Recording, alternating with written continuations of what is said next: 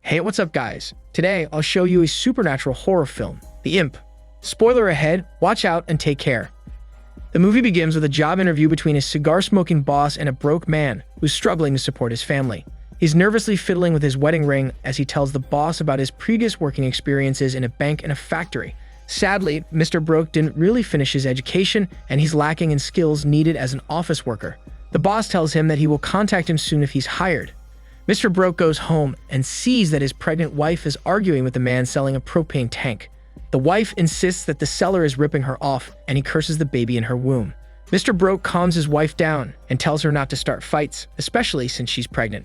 Later that night, the wife suggests that he goes back to work in her father's factory. However, that is too much for Mr. Broke's pride. Even now, he is so poor that her father had to buy the house for them.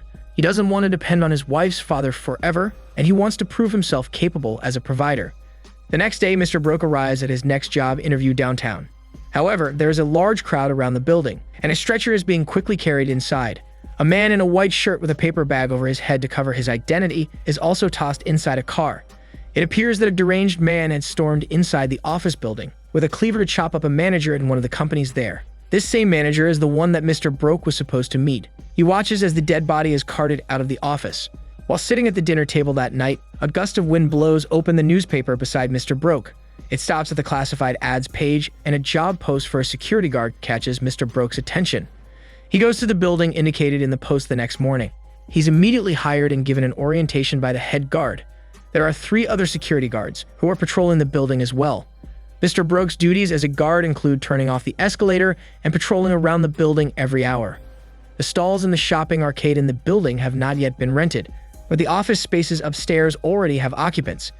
Head guard advises Mr. Broke not to let himself get spooked easily on night duties, since there are instances of lights turning off by themselves. Afterward, Mr. Broke meets the other security guards he will be working with. A greasy man named Fatty explains more of the responsibilities to him. There's Little Ting working there as well, while Mr. Hong Kong, the last security guard, is seen on the CCTV camera patrolling the building. The security guards go get dinner later that week before they start their shift. Fatty is taking too long to park his car, so the others go ahead and eat already. Head guard asks Mr. Broke how he's adjusting to the demands of the job, and he replies that he likes it so far, but his wife is not used to the hours. Later on, Fatty and Mr. Broke do the hourly patrol. Fatty needs to pee his diabetic water, so Mr. Broke waits for him in the hallway. Fatty enters the men's restroom and relieves himself. When he finishes, he gets his own finger stuck inside his zipper. While he's fixing it, a stall door slams shut behind him. He decides to pay it no mind.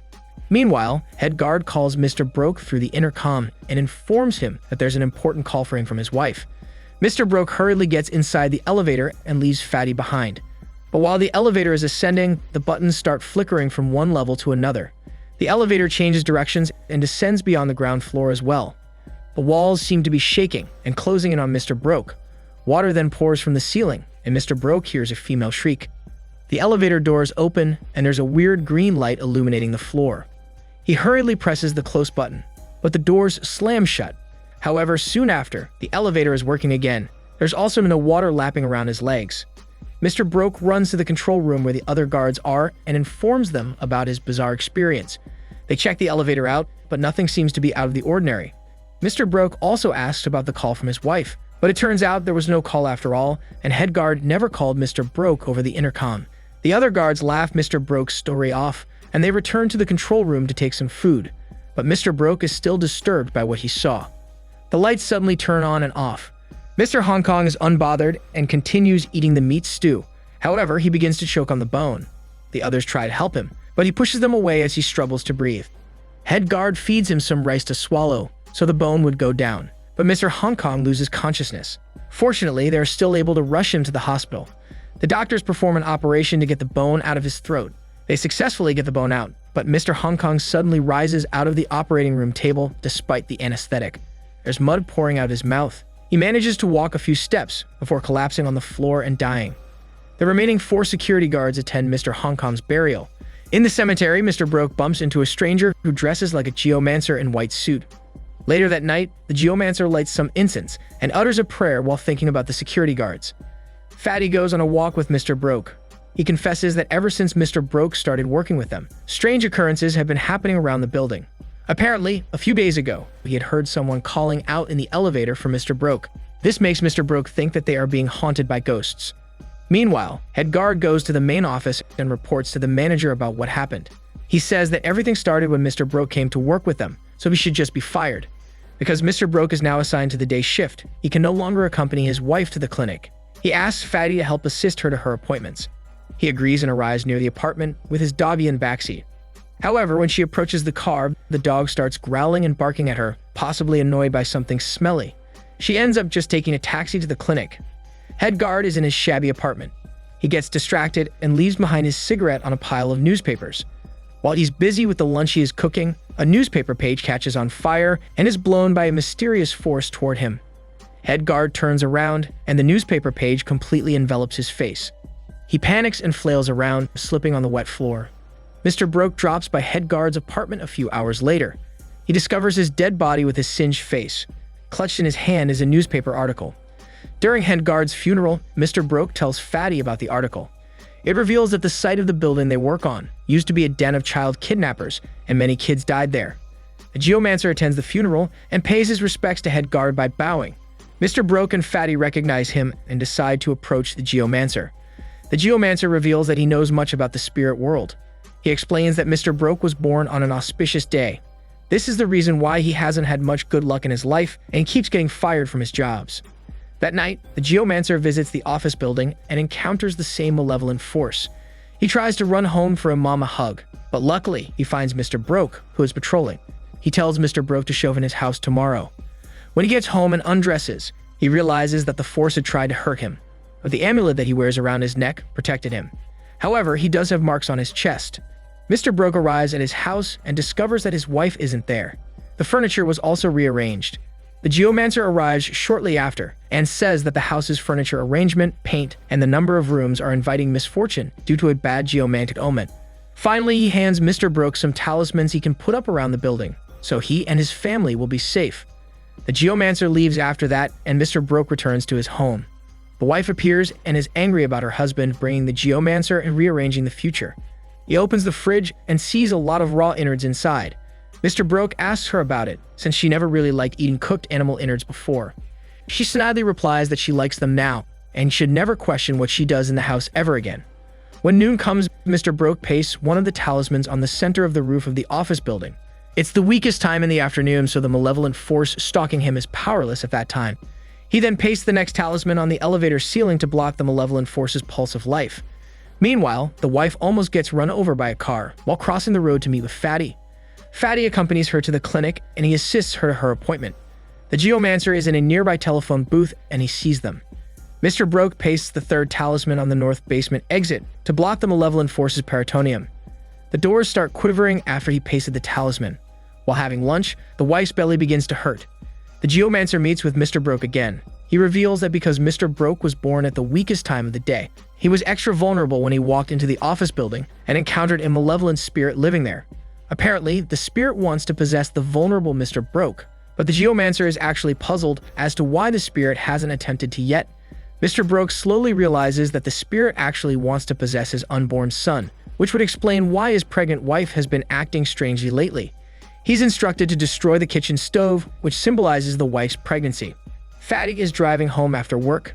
His car stalls on a deserted road, and it gets enveloped by a strange green mist. For a moment, he and his vehicle disappear. Then the car drops down to the ground, and Fatty has diabetic blood all over his face. He dies, and the car goes up in flames. The geomancer performs a ritual at his house to try and drive the malevolent spirit away. Meanwhile, Mr. Broke comes home and starts smashing the kitchen stove. With every blow, his pregnant wife feels pain in her womb, and she begs him to stop. The geomancer's ritual seems to provoke the malevolent spirit. A green mist hangs over his house and slowly creeps toward him. The geomancer uses his blessed katana to counteract the spirit's moves.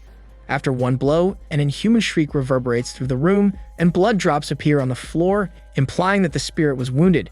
He drives his katana and plunges it inside the spirit's invisible body, and it shrieks again. A bolt of lightning strikes his house and hits him. The geomancer stands up and tries to look for the spirit, but it has gotten a hold of him already. The geomancer issues another blow, and the spirit cries out. Mr. Broke arrives at the geomancer's house and finds him dying from the wounds inflicted by the spirit. The geomancer tells him that if he doesn't stop the spirit, it will be reincarnated as his son. He has to find the spirit's hiding place inside the building and vanquish it once for all. The geomancer gives him another talisman to place over the hiding place. If he doesn't destroy the spirit before dawn, he and his wife will become evil spirits too. The wife wakes up in the middle of the night and feels contractions, signaling that she's about to give birth. She calls out for her husband, but luckily, she is taken to the hospital to give birth. Mr. Broke goes to the control room inside the office building and discovers that the 2 guards stationed there are already dead. He heads out of the room and sees Little Ting waving at him from the end of the hallway. He chases him, but he disappears. He hears Little Ting calling out to him from the ground floor. He follows Mr. Broke further downstairs. The elevator doors open and Little Ting's corpse pops out. He reanimates later and bites Mr. Broke's arm like a zombie. Mr. Broke uses the talisman to ward him off, and Little Ting recoils in horror. He rides the elevator to the basement where the malevolent spirit is waiting for him. He enters a sprawling subterranean maze with lit torches along the path. There's a tiny skeleton chained to a wooden post, and he places the talisman on top of it. The skeleton disappears, and a child appears wearing red clothes. She talks about the security guard's demise in a sing-song voice. This child is yet another form that the spirit takes. The malevolent spirit explains that it needs Mr. Broke's blood to be reincarnated again, and that it is heaven's wish that it be reborn. As it cackles endlessly, Mr. Broke runs away. He rides the elevators back to the upper floors, but gets trapped in one level that is shrouded in green mist. He finds a vehicle parked there, and he tries to start it to no avail. A resurrected fatty appears and chokes Mr. Broke through the window. He manages to fight Fatty's fat off, and his reanimated friend disappears. Mr. Broke runs again and finds another hallway. He sees the child's spirit waving at him, so he turns in the opposite direction. But there he finds a reanimated head guard standing near the staircase. Mr. Hong Kong also comes down the stairs, and they both slowly approach Mr. Broke. Mr. Hong Kong is holding the bone that killed him, and he tries to stab Mr. Broke with it. Mr. Broke escapes into the elevator again, but is cornered by the spirit. It controls his body like a puppet master and makes him float in the air while stretching his neck. Meanwhile, the wife's labor is starting, and she is in pain. The baby comes out of her womb alive. At that exact moment, the spirit releases Mr. Broke. He realizes that this means that he has failed in his mission, and the spirit is already reincarnated in his son's body. A week later, the wife comes home from the hospital with her baby, who turns out to be a girl. Mr. Broke hasn't visited his wife and daughter in the hospital. He is holed up inside the house and destroyed the furniture inside. He waits in the darkness, holding an axe. The wife enters the house, and the baby starts to cry. The movie ends with Mr. Broke raising the axe to chop his infant daughter in an attempt to destroy the reincarnated evil. This is Daniel CC Movie Channel. Stay safe and enjoy your day.